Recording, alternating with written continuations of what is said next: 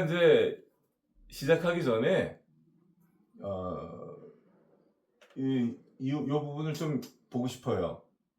음, 그 최근에 제가 성경을 읽을 때 자꾸 이 시편 7편 요 말씀이 자꾸 제 마음에 떠오르더라고요. 그래서 어, 이 말씀을 좀 복사해서 좀 제 책상에 걸어두고 있습니다. 여기 보면 그분은 누구냐면 하나님, 또한 그를 위하여 죽이는 무기를 예비하셨으니, 여기 그는 이 밑에 나오는 악인을 말합니다. 그리고 그분 예비하셨으니 그분께서는 박해하는 자들에 대하여 자기의 화살을 정하신도다. 이 그분은 이제 여기에 나오는 하나님이시죠. 하나님께서는 박해하는 자들에 대하여 자기의 화살을 정하시는도다 그랬어요. 여기 이제 또 이제 14절에 보면 보라 악인이 악으로 진통하며 해악을 잉태하며 거짓을 낳았도다. 그가 웅덩이를 만들어 팠으니 자기가 만든 구덩이에 빠지는도다. 그의 해악은 그의 머리로 돌아가고 그의 포악은 그의 정수리 위에 내리리라. 자, 제가 여기 이제 박해라는 말의 뜻을, 사전적인 뜻을 좀 찾아봤어요. 이 박해라는 말의 뜻은 힘이나 권력을 가지고 다른 사람들을 괴롭히거나 못살게 굴어서 해롭게 하는 것을 말합니다. 그리고 여기 이제 해악이라는 단어를 찾아봤어요. 이건 말 그대로 남에게 해를 끼치는 나쁜 일을 행하는 거예요. 그러니까 해를 끼치면서 악을 해하는 것입니다. 다른 사람에게. 그런 나쁜 짓을 하는 것을 해악이라고 사전적인 의미로 이렇게 말씀드릴 수 있습니다. 그렇습니다. 저는 이제 20대 때부터 기독교 신자가 됐는데요. 기독교 신자가 됐습니다. 그래서 원래 이제 10대 때, 고등학교 때 그럴 때, 집 근처에 장로교회가 있었어요. 제가 장로교회에서 이렇게 자꾸 나오라고 하셔서 또 저를 항상 교회로 데려가시는 분이 계셨어요. 저희 친척분들 중에 한 분이. 그래서 이렇게 교회 가게 되는데 성경 말씀을 들으면 제가 그때 믿지는 않았는데 그냥 좋았습니다. 마음이 평안하고. 그리고 삶의 변화도 좀 컸던 것 같아요. 저희 아버님께서는 선비 같은 분이에요. 중국에서 공부하셨던 분입니다. 그래서 한국의 6.25 전쟁 때 한국에 오셔서 학도병으로 이렇게 군 복무를 하셨고, 학도병으로 이렇게 입대를 하셔서 전쟁이 끝난 후에 이제 제대하실 때는 현역 군인으로 제대를 하셨죠. 아버님이 옛날에 있었던 일들을 많이 말씀해 주셨어요. 중국에 대해서도. 제가 이제 중국에 가게 된 계기도 아버님 영향이 있었던 것 같습니다. 아무튼 제가 이제 이 성경 말씀을 좀 읽은 것은요, 자꾸 이제 성경 말씀은 읽고 자꾸 이렇게 떠오르고 마음속에 자꾸 되새겨지고 그런 말씀이 있거든요. 그런 말씀을 이렇게 깊이 생각해서 제 삶 가운데 적용을 해서 나아가면 항상 유익하더라고요. 그래서 저는 그 20대 때부터 성경을 읽었습니다. 그리고 성경을 읽으면서 많은 유익을 얻었습니다. 이 성경 말씀에는요, 박해하는 자들을 이게 보니까 이제 불화살입니다, 사실. 불화자예요. 불화살을 정하고 있다. 다른 사람을 괴롭히고 그 사람 눈에서 눈물이 나게 하는 사람들은요, 불화살이 예비되어 있는 것입니다. 우리 옛날 어른들 말씀에 남의 눈에서 눈물을 흘리게 하면 그 사람 눈에서 피눈물이 난다고 그러셨죠? 기독교를 믿지 않는 분들도 비슷한 말씀을 하시는 거예요. 악으로 씨를 뿌리면 자기 떼에서, 자손 떼에서 또 악으로 거둬들이는 것입니다. 그래서 우리가 좀 권력이 있을 때 좀 잘해야 됩니다. 권력이 있을 때 정의롭게 권력을 써야 돼요. 저는 그렇게 생각합니다. 이런 말이 있잖아요. 있을 때 잘하라고. 예. 있을 때 잘해서 국민들에게 박수를 받으시는 그런 모든 공직자들이 되셨으면 좋겠어요. 그래서 우리 함께 행복하게 살 수 있었으면 좋겠습니다. 여기 보면 해악을 잉태하여 거짓을 낳는다고 그랬는데요. 아기를 잉태하면 나중에 아기를 낳잖아요. 근데 뭐를 잉태했냐면 남을 괴롭히고 해롭게 하고 악을 행하는 것을 잉태했단 말이죠. 그럼 어떤 아기가 태어나냐면 거짓의 아기가 태어나는 것입니다. 그렇게 하는 자들은 그가 웅덩이를 만들어 팠으니, 이 웅덩이는 다른 사람을 억울하게 만들어서 그 웅덩이에다가 집어넣으려고 하기 때문에 이 웅덩이를 파서 만든 것입니다. 원래 목적은 다른 사람을 그 웅덩이에다가 집어넣으려고. 그런데 그 웅덩이에 자기가 빠진다는 말이죠. 해악을 잉태한 자, 거짓을 낳은 자, 다른 사람을 억울하게 박해하는 자, 이런 자들은 웅덩이에 빠진다고 이렇게 말하고 있습니다. 또 16절에 그의 해악은, 이렇게 웅덩이에 빠지는 이런 사람들, 불화살에 맞을 사람들, 해악을 잉태한 사람들, 거짓을 낳는 이런 사람들은 그의 머리로 해악이 돌아간다.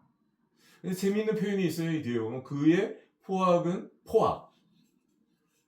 그의 포악함은 정말 그냥 정말 악의 극치잖아요. 이 포악은 그의 정수리 위에 내리리라. 이제 제가 영어 성경을 찾아봤어요. 중고 성경이라. 여기 이제 정수리를 크라운이라고 영어 성경에 돼 있었습니다. 크라운, 좀 영광스러운 관이에요. 머리에 쓰는 왕관과 같이 영광스러운 거예요. 그 지위에 맞는 영광스러운 일을 하는 왕이나 그런 어떤 분야에서 권위가 있는 모든 사람에게 주목과 존경을 받는 그런 위치에 있는 사람들이 크라운을 쓰죠. 그 크라운 위로 영광이 돌아가야 되는데 해악이 돌아간다고 말씀하고 있어요. 믿지 않는 분들은 그냥 이런 말씀이 시편에 있다고 제가 말씀을 드리는 것을 그냥 이렇게 저 사람의 신앙이구나 이렇게 받아주시면 좋겠습니다. 제가 가끔 교통사고 문제만 말씀드리면 좀 그렇잖아요. 그래서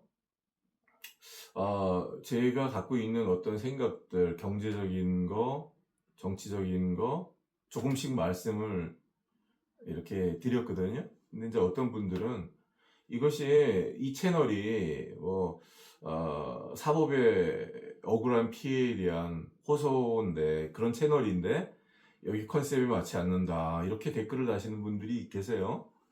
근데 저는 뭐 어떤 정치적인 견해를 말해서 정치 활동을 하는 사람이 아닙니다.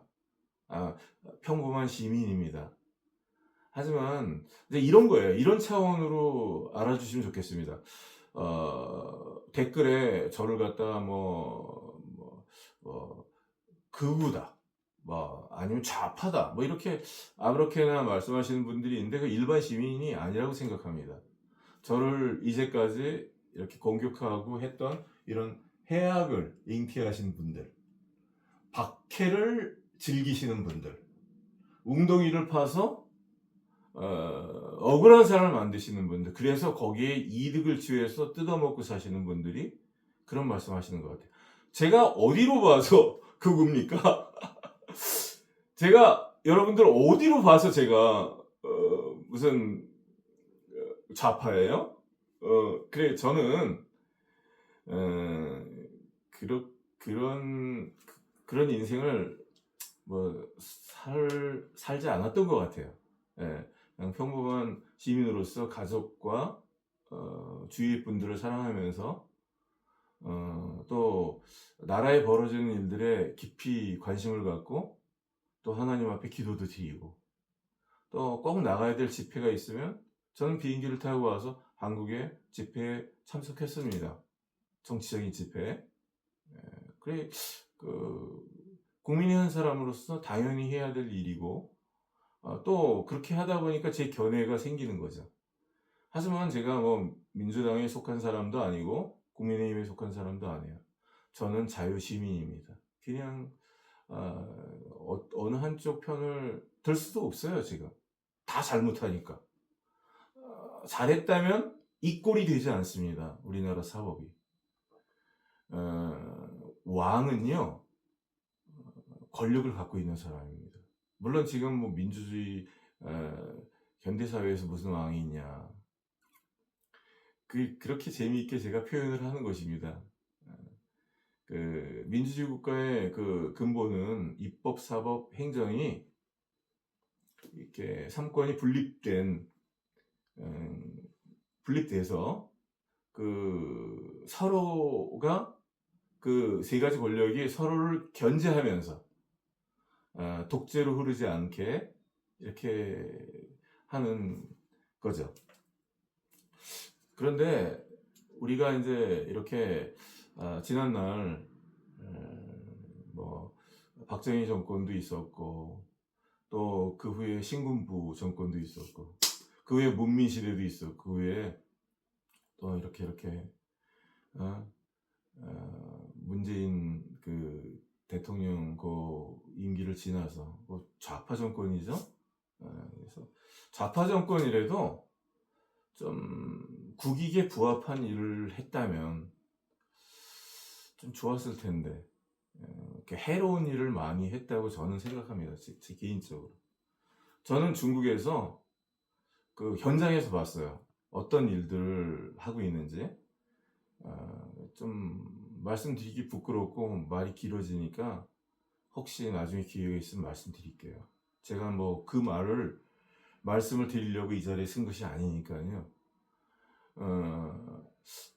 만약에 정말 조국 씨라든지 이전에 문재인 대통령이라든지 뭐 지금 민주당의 그 대표, 그런 이재명 대표 같은 분들, 이런 분들이 정말로 사법개혁과 이런 억울한 피해를 당하는 일들, 그런 시민들 편에서 그 어떤 개혁을, 정말 사리사욕을 채우는 것이 아니라 개혁을 했다면 오늘날 이런 상황에 이르지 않았다고 생각합니다. 그렇다고 제가 지금 현 정권이나 그 정권의 기초가 되는 분들을 두둔하는 것이 아니에요. 저는 그분들에게 큰 책임이 있다고 생각합니다. 좋지 않게 흘러가고 있어요, 나라가. 그래서 걱정입니다. 저를 갖다가 어떤 뭐 극좌니 극우니 그렇게 모함하지 마세요. 제가 그렇게 말한 적도 없고 그렇게 생각도 하지 않습니다. 지금 윤석열 대통령의 탄핵이 불거지고 있어요. 그리고 또 뭐 윤석열 우파에서도 윤석열 대통령을 지켜야 된다는 분들이 계시고, 또 어떤 분들은 우파지만 그렇지 않게 생각하시는 분들도 계세요. 윤석열 대통령이 나라를 굉장히 빠른 속도로 망치고 있다 이렇게 보시는 분들도 계세요. 분명히 우파인데 아무튼 의료개혁 문제는 국민건강보험 그 몇십 년 동안 이렇게 박정희 대통령 때부터 내려온 이 제도가 그래도 괜찮은 거거든요. 이 제도가 세계 여러 나라에 내놔도 잘 해왔거든요. 근데 더 좋게 개선되는 것보다는 지금 그 시스템이 붕괴될 조짐이 보이기 때문에 국민 한 사람으로서 안타깝습니다. 그거 어느 정도 선에서 좀 이렇게 매듭을 짓고 더 이상 의료 시스템이 붕괴되는 것을 우리 국민들이 누구도 원치 않습니다. 그렇게 좋은 것들이 하나하나 붕괴될 때 나라가 후진국이 되는 것 아니겠습니까? 대입, 입학 사정과제 그런 것도 사실 공정하지 못한 거죠. 그렇게 뭐 사법고시 제도를 뭐 로스쿨 뭐 이렇게 해서 바꿔서, 전에는 머리 좋고 공부 잘하고 그러면 개천에서 용이 날 수도 있는데 이제는 가망이 없지 않습니까? 이제 가난한 사람들은 그 신분사회 같이 돼가지고 돈이 없고 재력이 없으면 스펙을 만들 수 없기 때문에 어떤 좋은 학교, 인류 대학을 졸업한다든지 뭐 옛날처럼 사법고시 합격해서 법관이 된다든지 뭐 그런 길이 이미 닫혔잖아요. 그래서 불공정한 사회로 우리가 치닫고 있고, 또 의료 문제에서도 의료 문제 이게 이렇게 붕괴되면 누가 가장 피해를 입을까? 돈이 있는 그런 계층의 분들은 그게 붕괴되면 더 좋을 수 있습니다. 지금도 의료보험을 그분들이 많이 내기 때문에 저는 고마운 마음이 있어요. 그런 기업인들, 세금을 많이 내시는 분들, 또 의료보험비를 많이 내시는 분들. 그렇지만 그것들을 서민들이 또 혜택을 보는 거거든요. 저소득 계층에서, 또 수입이 없는 계층에서.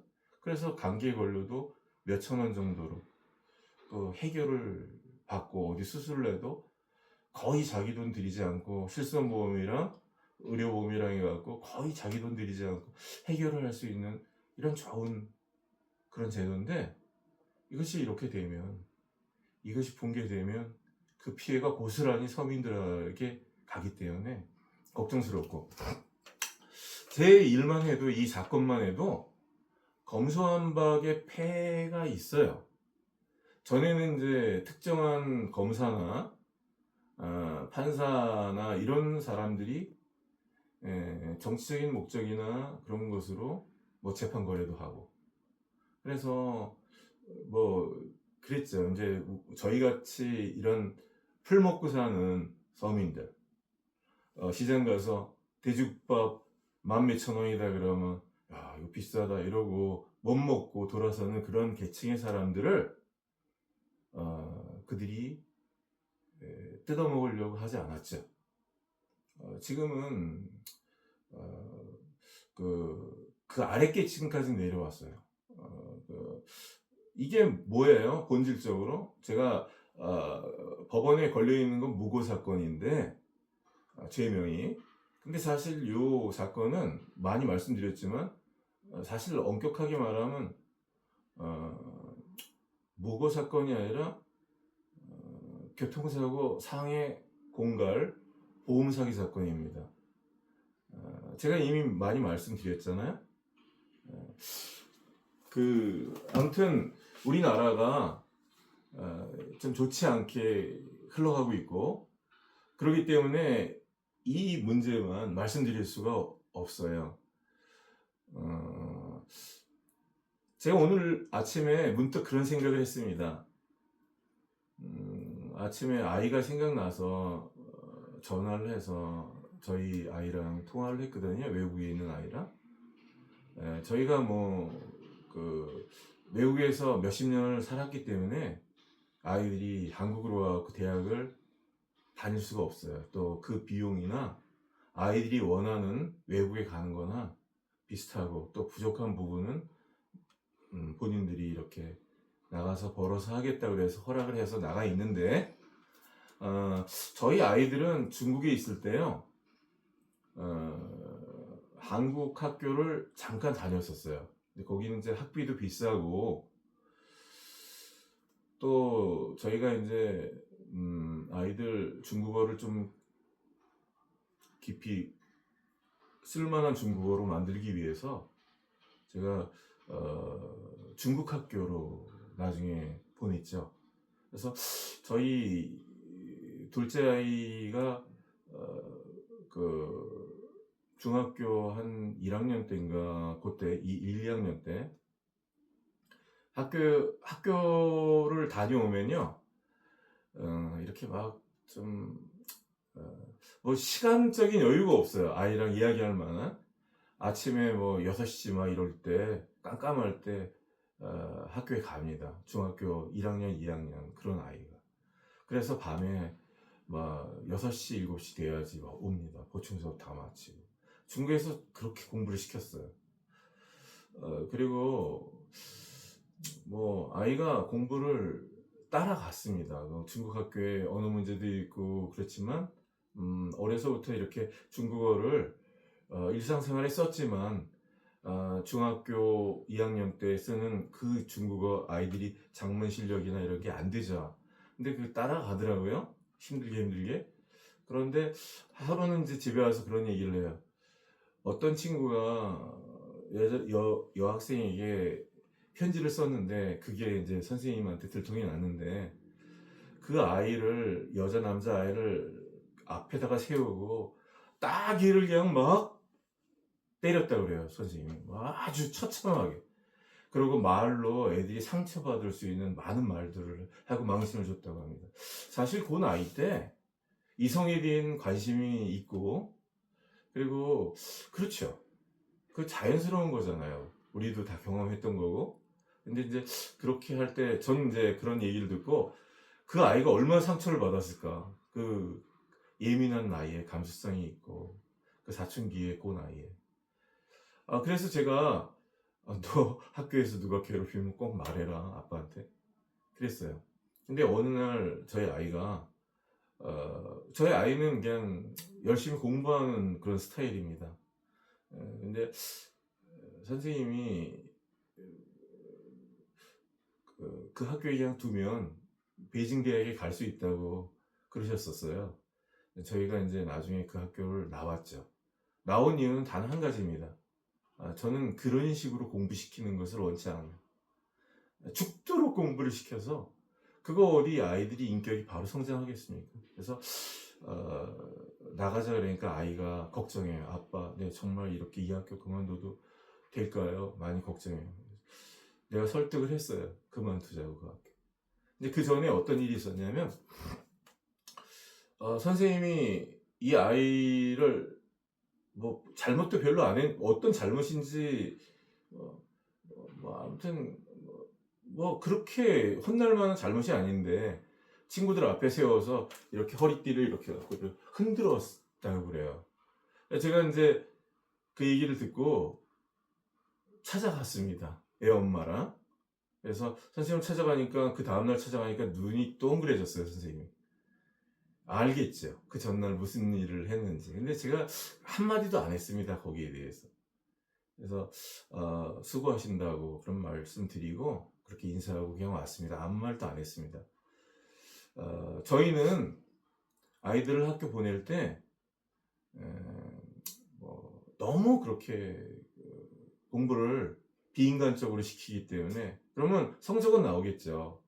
반평균이 올라가서 고등학교, 좋은 인류 고등학교로 많이 보내면 그 선생님이 상도 받고 그러겠죠. 명예도 얻고.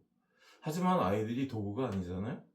그렇게 폭력적으로 해갖고 아이들 공부를 시키면 그 성적이 나와서 그런 학교 갔다 해도 그런 폭력을 겪으면서 공부를 하는 아이들이 그 온전한 인격체로 성장할 수 있겠습니까? 저는 그걸 그렇게 해서 베이징 대학을 가든 하버드 대학을 가든 필요가 없다.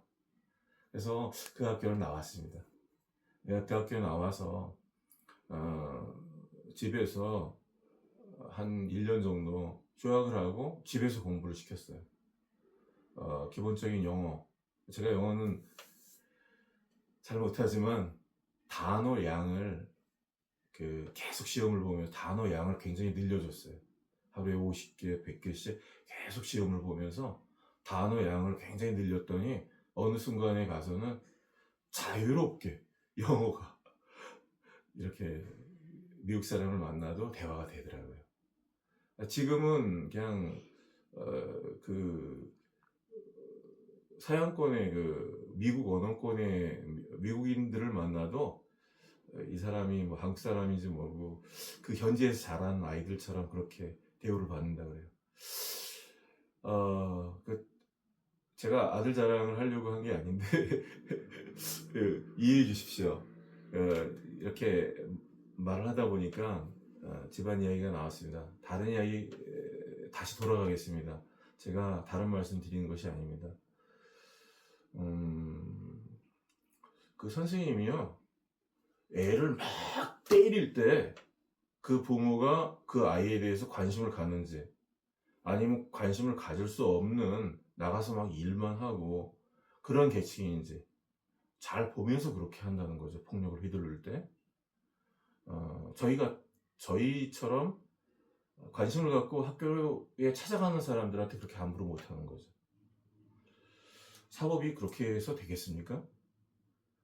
김앤장 변호사를 데려가면 잘해주고 몇천만 원 들여서 데려가면 말도 고분고분하고 함부로 못하고 죄를 뒤집어 씌우지 않고, 우리가 가면 변호사도 없고 시민들도 주목하지 않는 사람이고 사회적으로도 이 사람 풀 먹고 사는 사람이니까 잡아먹자 뭐 이런 거예요. 내가 이제 그 말씀을 드리는 것입니다. 그가 만든 그가 웅덩이를 만들어 팠으니 자기가 만든 구덩이에 빠지는도다. 그의 해악은 그의 머리로 돌아가고 그의 포악은 그의 정수리 크라운으로 돌아갈 것입니다. 오늘 좋은 하루 보내시기 바랍니다. 그리고 좀 이따가 또 계속 교통사고 문제에 대해서 말씀드리겠습니다. 감사합니다.